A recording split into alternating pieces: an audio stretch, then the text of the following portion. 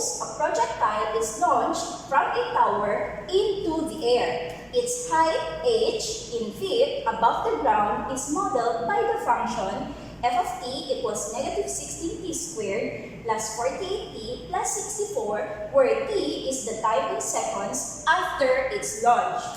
A. How high above the ground was the projectile 2 seconds after its launch? And B. How long did it take the projectile to reach the ground? So let's start with problem A. So step 1 again.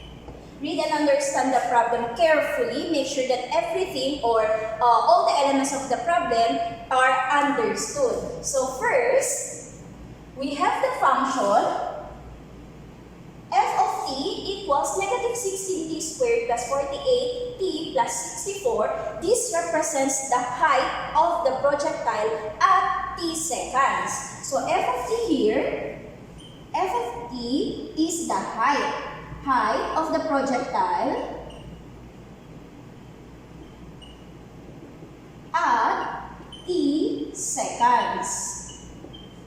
There, that's the value of, or that's f of t. So meaning, if we're going to evaluate the function given a certain value of t, the resulting value gives us the actual height of the projectile at that specific time. That's f of t. So this the f of t here is in feet. This is the unit of measurement for our height, feet. And then the second variable t here represents that time in seconds. So here, t, the value of t represents the time t seconds after the launch, after the projectile's launch. There, that is for our step 1.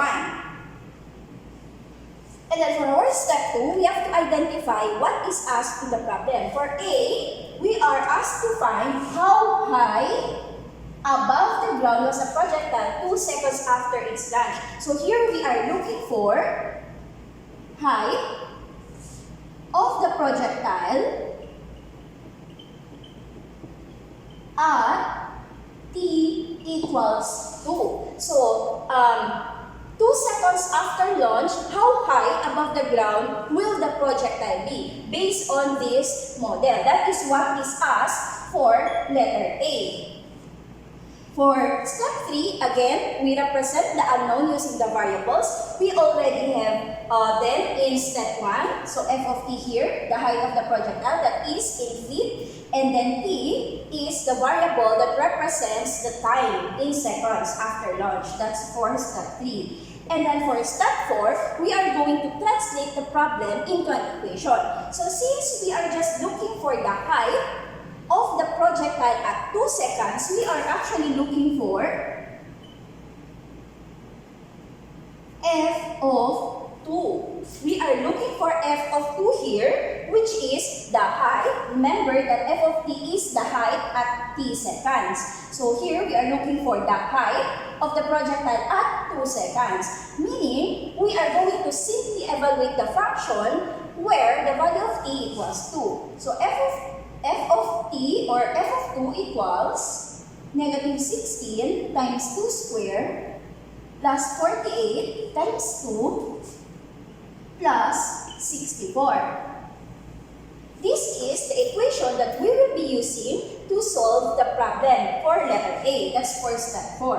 And then for step 5, we are going to solve the equation we got from step 4. So here, solving f of 2, we get negative 16, 2 squared is 4, 48 times 2 is 96, plus 64, negative 16 times 4 is negative 64, plus 96 plus 64. And this gives us 96, meaning the exact value of f of 2 or the height at 2 seconds is 96.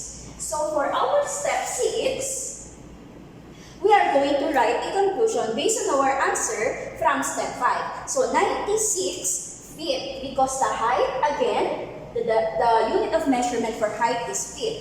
So meaning, the projectile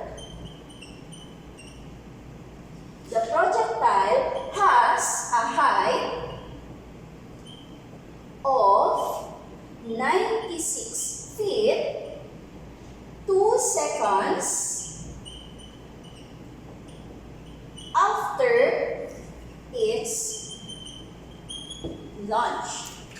So this time, we will try to answer letter B of problem 2 of the same problem from earlier. So here, for letter B, we are asked to find the time it takes the projectile to reach the ground. So here, instead of the height of the projectile, we are looking for the time. Time here is t. We are looking for the time it will take the projectile to reach the ground. Remember that our function here, if you look at it carefully, is a quadratic function, an even function with a negative leading coefficient.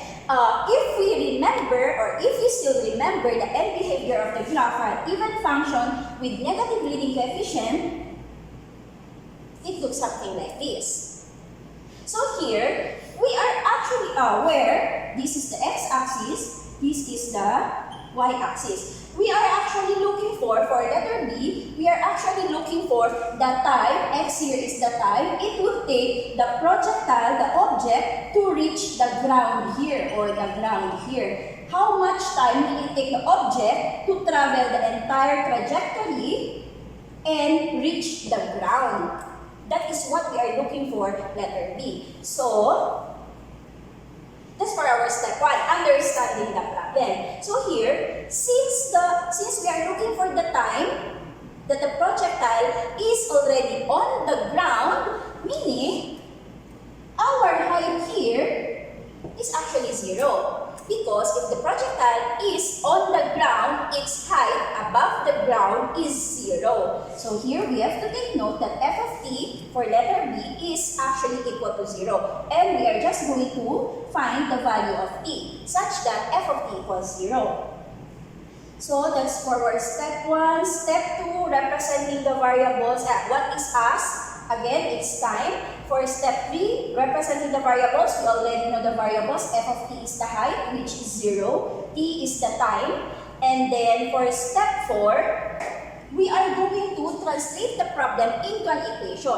Now, remember that our function here, f of t, is given by negative 16t squared plus 48t plus 64. This is the original function. But since we are looking for the time it takes a projectile to reach the ground, we already know the value of the height, or the height of the projectile. And it's equal to 0 here. So we are looking for the time where the height equals 0. So our equation now becomes negative 16t squared plus 48t plus 64. Now take note here that our equation, the resulting equation, is actually the related polynomial equation of our original function. So this is the equation that we will be working with to solve the problem for letter B. So we proceed now to step 5. Step 5, we will be solving the equation we have we got from step 4. So here, what we can do here is, if you look at it carefully, there is a common monomial factor here among all the terms, and it is negative 16. So, we can actually divide everything by negative 16 here. So, 0 over negative 16 is still 0. Negative 16 over negative 16 will give us positive 1, hence t squared. 48 over negative 16 will give us negative 3t. And then 64 over negative 16 is negative 4. So here, we have a very much simpler equation to work with. Again, we are looking for the value or values of t such that this equation holds true. So, you have two choices on how to solve for t here. First, you can do factoring. You can use the factoring technique because this is actually a factorable expression.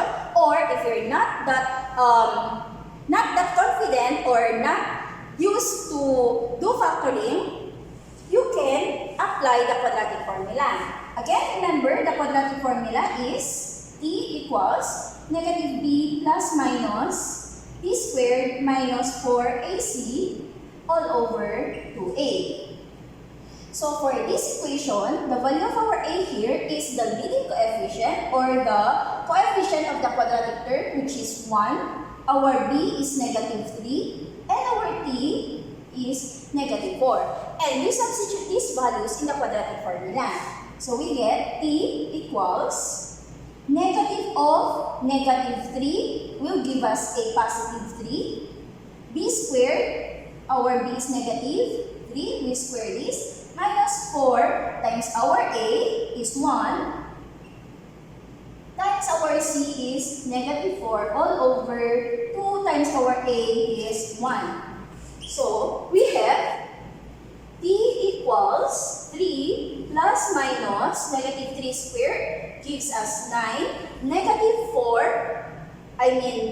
times 1 times -4 will give us -16, so minus -16 that gives us positive 16 all over 2. Simplify this further, we get 3 plus minus 25 over 2. Simplifying further, we get 3 plus square root of 25 is 5 over 2. So here, we have two values of t. First, 3 plus 5 over 2. The other one is 3 minus 5 over 2. So our t here, the first value of t is 4. And the second value of t is 3 minus 5 is -2 over 2 is -1. Now, remember that t represents time. And we know that time cannot take a negative value. Hence, between these two values of t that we have used from the quadratic formula, -1 cannot be an answer because there is no such thing as -1 second. Therefore, our answer is t equals 4. Hence, for our conclusion, we say that the projectile will reach the ground 4 seconds after its launch.